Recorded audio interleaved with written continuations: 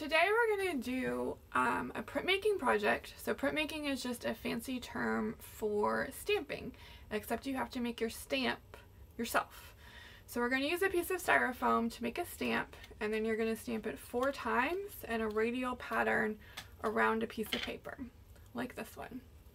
So the supplies you're going to need to do this are a piece of styrofoam, a brayer, some markers, a pen or a pencil, a cloth, and then a piece of paper that is cut so that your stamp or your piece of styrofoam fits on it exactly 4 times. So the first thing you're going to do is you're going to take your styrofoam and your writing utensil, and you're going to make an abstract, non-representational design onto your styrofoam. So that means do some sort of design and not a picture of something or somebody. I would suggest not using letters or words because those will print backwards. So if you choose to use letters or words, know that they're going to print backwards. So you're going to take your styrofoam and then you're going to take your writing utensil and you're going to press into the styrofoam so it kind of makes dents in the styrofoam. So you want to be able to touch that line that you made and feel it, feel the indentation in your, it's called a stamping plate. So I'm just going to do some zigzags and some polka dots. You're welcome to do whatever you want. Once you have your design sketched out, on the back of your styrofoam, you want to pick one corner, it doesn't matter which one, and you want to put a dot in that corner. That's going to help you to know when you're stamping it, you want that dot to always be in the middle of your paper. So I'm going to have to flip it over to stamp it, and you could see that's going to go in the middle of your paper each time. So you're going to stamp it kind of in a circle. That's how you get it to look like a radial pattern, like a circular pattern. So once you have your design sketched, then you're going to take your markers and you're going to color your styrofoam.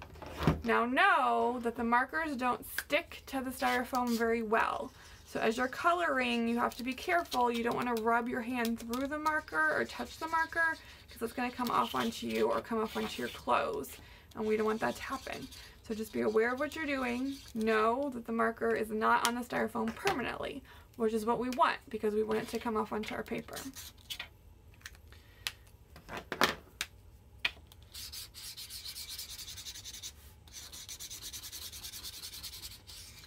So the least amount of white you have on this, the better it's going to look.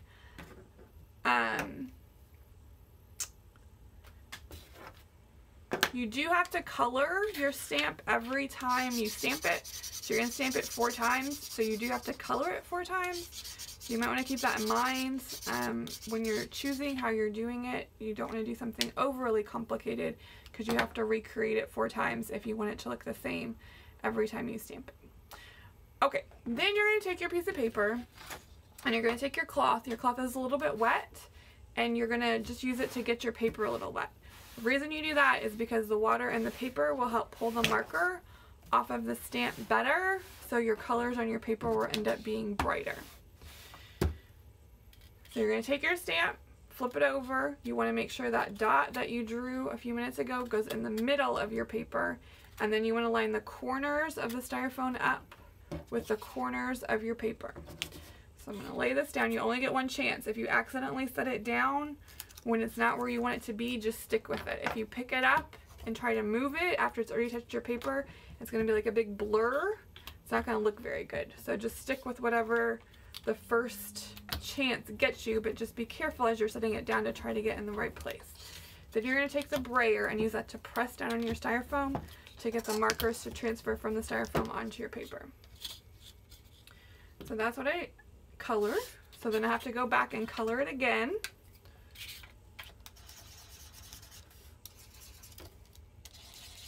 The colors on this one aren't very bright because my rag dried out a little bit, so it doesn't have very much water in it.